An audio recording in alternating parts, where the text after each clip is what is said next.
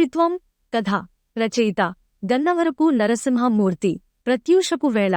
Calling bell మోగడంతో ఒక్కసారిగా ఉలిక్కిపడి లేచాను. ఒళ్లంతా నొప్పులుగా ఉంది. కళ్ళు తెరుచుకోవడం లేదు. బలవంతంగా మంచందిగి వాష్ బేసిన్ దగ్గరకు వెళ్లి నా ముఖాన్ని చూసుకున్నాను. ముఖమంతా ఉబ్బినట్లు కనిపిస్తోంది. దానికి తోడు ఎర్రటి కళ్ళు, మూసుకుపోతున్న రెప్పలు. కుడాయి ఆన్ చేసి ముఖాన్ని 2 చేతులతో కడుక్కున్నాను. చల్లటి నీరు ముఖానికి తగలగానే హాయిగా అనిపించింది. వెంటనే బ్రష్ మీద పేస్ట్ పెట్టి అద్దంలోకి చూస్తూ బ్రష్ చేసుకోసాగాను. మనస్సు నిండా ఆలోచనలు. ఎంత ప్రయత్నిస్తున్నా ఏకాగ్రత కుదరడం లేదు. రాత్రి నేను బాగా ఆందోళనకు గురి అయ్యాను. అందువల్ల త్వరగా నిద్ర పట్టలేదు. మనస్సు ప్రశాంతంగా లేకపోతే నిద్ర పట్టదు. ఆలోచనలు కట్టిపెట్టి కళ్ళు మూసుకుంటే నిద్ర పడుతుంది అని మొన్నటిదాకా మా అమ్మ రోజు రాత్రి 12 దాకా నేను మేల్కొని ఉన్నప్పుడు చెప్పడం నాకు గుర్తుకు వచ్చి కళ్ళు చెమ్మగిల్లాయి. మంచి హోదాలో ఉన్న తల్లిదండ్రులు, చీకు చింత లేని కుటుంబం మాది. పైగా నేను ఒక్కతే కూతుర్ని. నేను ఏది కొరితే అదిచ్చే అమ్మానాన్న. అయినా నేను సక్రమంగా ఎందుకు పెరగలేదు అని ఈ మధ్య రోజూ నన్ను నేను ప్రశ్నించుకుంటున్నాను.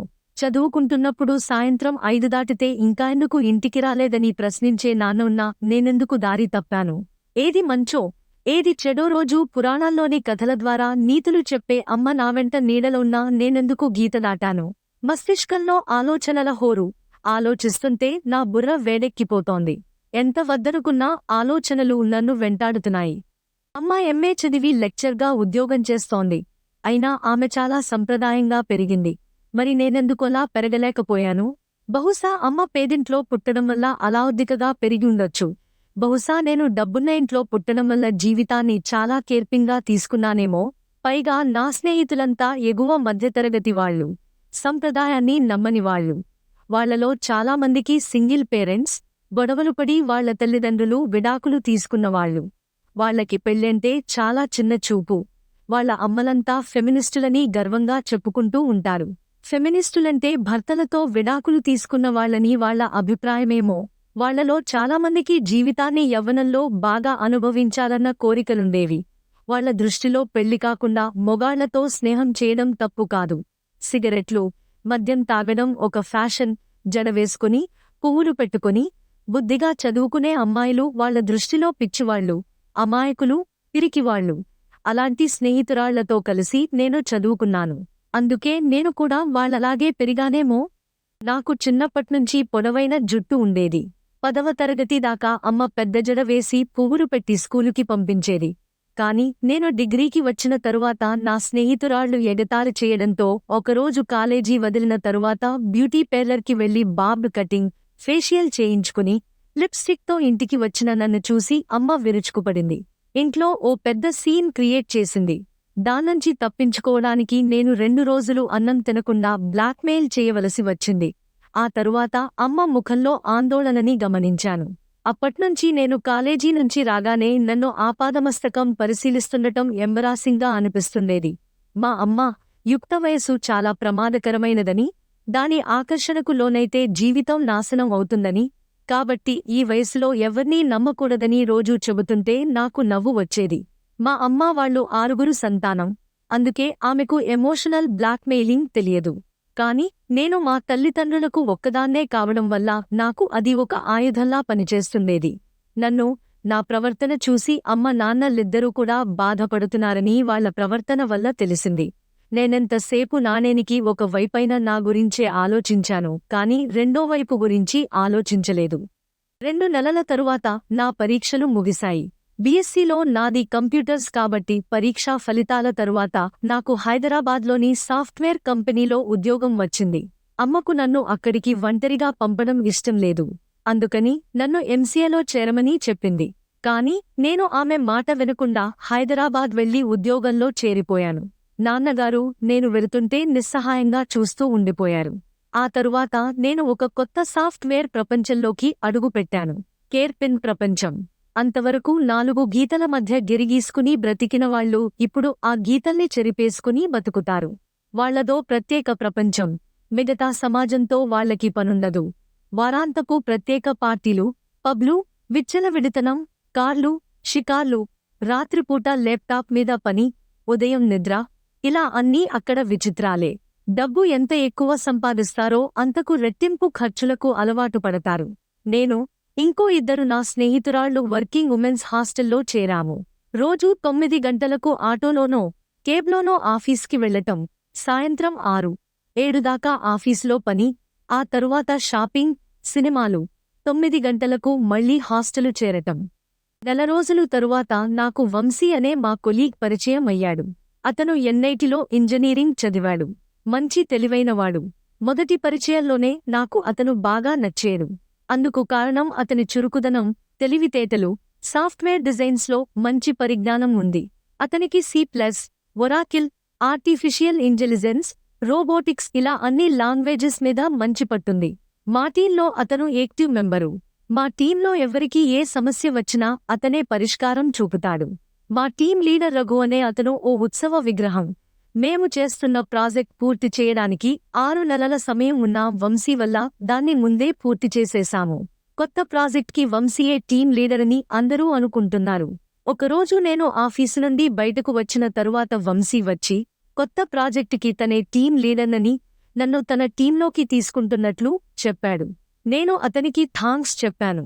ఆ తరువాత ఇద్దరం కేంటీన్కి వెళ్లి టీ తాగాము. అలా మా పరిచయం మొదలైంది. ఆ తరువాత మేం ఇద్దరం తరచూ కలుసుకుంటూ ఉండేవాళ్లం. ఎక్కువ సినిమాలకి వెళ్లేవాళ్లం. ఆదివారం నాడు బయటకు వెళ్లేవాళ్లం. ఒకసారి నాగార్జున సాగర్, ఇంకోసారి రామప్ప టెంపుల్, మరోసారి బాసరా, ఇలా చాలా ప్రదేశాలు తిరిగాము. 6 నెలల తరువాత సంక్రాంతి పండుగకు ఇంటికి వెళ్ళినప్పుడు అమ్మ నాతో, నాన్నగారికి నేను ఒంటరిగా అక్కడ ఉండి ఉద్యోగం చేయటం ఇష్టం లేదని, కావాలనుకుంటే పెళ్లి తరువాత ఉద్యోగం చేసుకోవచ్చని, కాబట్టి ఉద్యోగం మానేసి ఇంటికి వచ్చేయమని చెప్పింది. నేను అందుకు ఒప్పుకోలేదు. అప్పటికే నాకు 2 సంబంధాలు చూసి ఉంచారు. నేనప్పుడే పెళ్లి చేసుకోనని చెప్పి హైదరాబాద్ వచ్చేశాను. రాను రాను వంశీతో నాకు సాన్నిహిత్యం పెరిగింది. ఇప్పుడు అతను తరచూ నేనుండే హాస్టల్కి వస్తున్నాడు. రాత్రి 12 గంటల దాకా ఇద్దరం ఫోన్లో మాట్లాడుకుంటున్నాము. ఒకసారి మేమిద్దరం వీకెండ్కి హంపి బయలుదేరి వెళ్లాము. ఉదయం ఆ చారిత్రక ప్రదేశాన్ని చూసి రాత్రి హోటల్కి చేరుకున్నాము. ఇద్దరివి వేర్వేరు గదులు. అయినా అర్ధరాత్రి 12 గంటలప్పుడు వంశీ నా గదికి వచ్చాడు. ఆ సమయంలో వచ్చిన అతన్ని చూసి నేను ఆశ్చర్యపోయాను. ఆ రోజు ఇద్దరం తొందరపడి శారీరకంగా ఒకటయ్యాము. ఆ మర్నాడు నేను జరిగినదానికి బాధపడుతుంటే అతను త్వరలోనే పెళ్లి చేసుకుందామని చెప్పాడు. కానీ వారం తరువాత వంశీ ఆఫీస్కి వస్తుండగా అతని కారు ప్రమాదానికి గురై డివైడర్ని ఢీకొట్టింది. ఆ ప్రమాదంలో వంశీకి బాగా దెబ్బలు తగిలాయి. కోమాలో 10 రోజులు ఉన్నాడు. డాక్టర్లు ఎంతో కష్టపడి అతన్ని బతికించేరుగాని అతని వెన్నుపాముకి బాగా దెబ్బ తగలడంతో అతను సంసార జీవితానికి పనికిరాడని చెప్పారు. అతన్ని చూస్తే నాకు జాలి వేసింది. అన్నీ బావుంటే ఈపాటికి మా పెళ్లి జరిగి ఉండేది. కానీ విధి వక్రించింది. ఇప్పుడేమి చేయాలో అర్థం కావటం లేదు. నా స్నేహితురాళ్లు అతన్ని మరిచిపొమ్మని చెప్పారు. లేకపోతే నా జీవితం నాశనం అవుతుందని చెప్పారు. కానీ నాకెందుకో వాళ్ల మాటలు నచ్చలేదు. అలా చేస్తే నమ్మక ద్రోహం అవుతుంది. ఒకవేళ పెళ్లి చేసుకున్న తరువాత ఇలా జరిగితే ఏం చేసి ఉండేది? ఈ ప్రశ్న నన్ను వెంటాడింది. ఎలాగైనా అతన్ని వదలకూడదని నిర్ణయించుకున్నాను. ఆ మర్నాడు నేను మా ఊరు వెళ్లాను. బాగా చిక్కిన నన్ను చూసి మా అమ్మ ఆశ్చర్యపోయింది. నా ముఖంలో ఆందోళన గమనించి ఏమీ జరిగిందని అడిగింది. నేను ఈ విషయం ఆమెకు చెప్పలేదు. మర్నాడు నేను హైదరాబాదు వస్తుంటే నేను వద్దన్నా నాతో పాటు బయలుదేరింది. అటువంటి సమయంలో ఒక పిడుగులాంటి వార్త. ఒంట్లో నలతగా ఉండి వాంతులు అవుతున్నాయని డాక్టర్ని కలిస్తే అతను పరీక్షలు చేసి నేను గర్భవతినని చెప్పాడు. ఆ రోజు హంపీలో నేను, వంశీ ఆవేశపడి చేసిన తప్పుకికు ఫలితం ఈ గర్భం. ఇప్పుడేం చేయాలి? ఆ వార్త విన్న తరువాత ఇంటికి ఎలా వచ్చానో నాకు అర్థం కాలేదు. ఆ రోజు ఆఫీస్కి వెళ్లలేదు. ఏం జరిగిందని, డాక్టరు ఏం చెప్పాడని అమ్మ గుచ్చిగుచ్చి అడిగినా ఆమెకు నా గర్భం సంగతి చెప్పలేదు. చెబితే ఏం జరుగుతుందో నాకు తెలుసు. మా నాన్నగారు ఈ విషయాన్ని జీర్ణించుకోలేరు. అసలే అతని ఆరోగ్యం బాగులేదు. ఆ రోజంతా గదిలో ఒంటరిగా గడిపాను. మర్నాడు ఆఫీస్కి వెళ్లాను. అందరూ నాతో మామూలుగానే ఉన్నా నేనే వాళ్లు నన్ను అనుమానంతో నా కడుపు వైపు చూస్తున్నారనే అపరాధ భావనలో ఉన్నాను. మాటికి మాటికి నా కడుపు వైపు చూసుకోసాగాను. పట్టుమని 25 ఏళ్లు కూడా లేవు. పెళ్లి కాకుండా గర్భం దాల్చేనన్న విషయం సమాజానికి తెలిస్తే ఇంకేమైనా ఉందా? కాకుల్లా పొడుచుకు తినరు, సమాజం మన విజయాలను పట్టించుకోదు, కానీ మన అపజయాల్లో అడగకుండానే తల దూరుస్తుంది, వేలెత్తి చూపుతుంది. వారం తరువాత అమ్మకి ఈ విషయం తెలిసిపోయింది. టేబుల్ మీద ఉంచిన డాక్టర్ గారిచ్చిన ప్రిస్క్రిప్షన్ చూసి తెలుసుకున్నట్లుంది. నన్ను గుచ్చిగుచ్చి అడగ్గానే కోపం వచ్చి, అవును, గర్భం దాల్చేను అని గట్టిగా అరిచాను. దాంతో అమ్మ ఒక్కసారిగా కుప్పకూలిపోయింది. 2 రోజుల తరువాత అమ్మ కోలుకుంది. నాన్నకింకా ఈ విషయం తెలియదు. ఒకరోజు నేను ఆఫీస్కెళ్తున్నప్పుడు టిఫిన్ పెడుతూ అమ్మ ఎలా జరిగిందని అడిగింది. నేను వంశీతో స్నేహం గురించి చెప్పి అతన్ని పెళ్లి చేసుకుందామన్న నిర్ణయానికొచ్చిన తరువాతే తొందరపాటు వల్ల జరిగిందని చెప్పాను. నే చెప్పింది విని అమ్మ విచారించింది. ఆ తరువాత, నీకింకా 25 ఏళ్లు కూడా రాలేదు. బోలెడు భవిష్యత్తు ఉంది. అతనా పెళ్లికి పనికి రాడు. ఈ విషయం నలుగురికి తెలియకముందే అబార్షన్ చేయించుకో.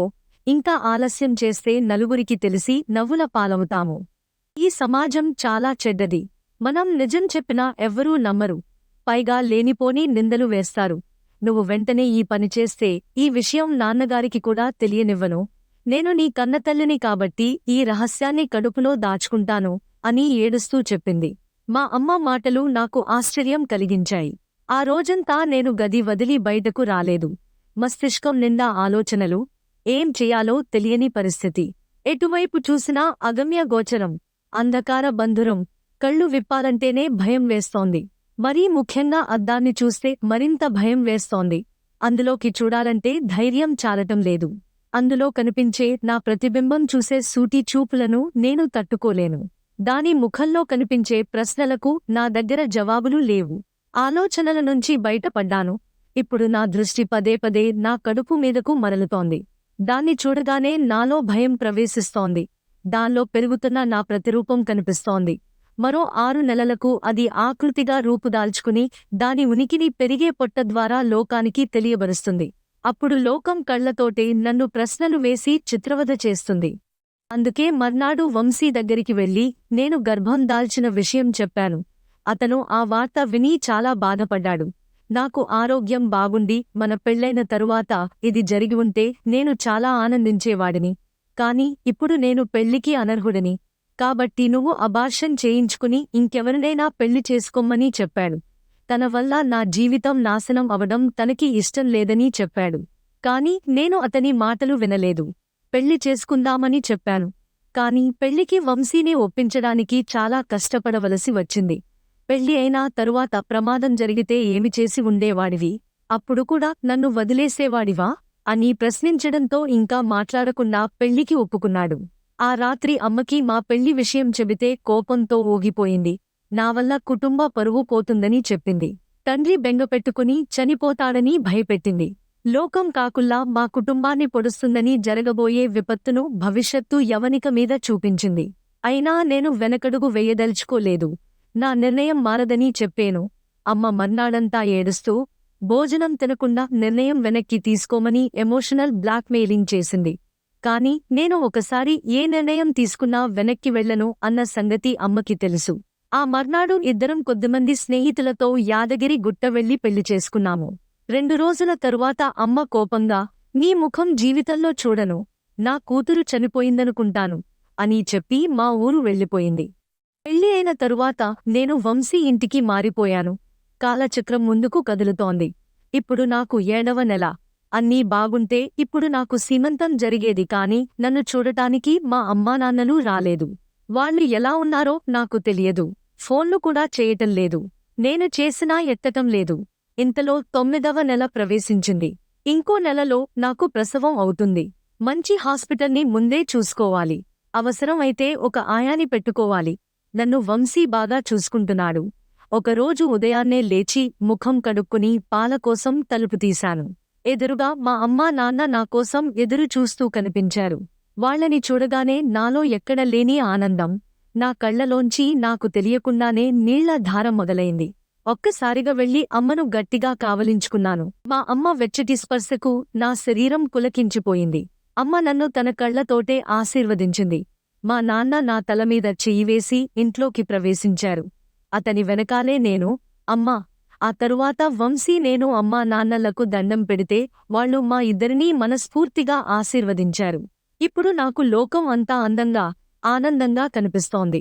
సమాప్తం. కథను విన్న పాఠకులకు ధన్యవాదాలు.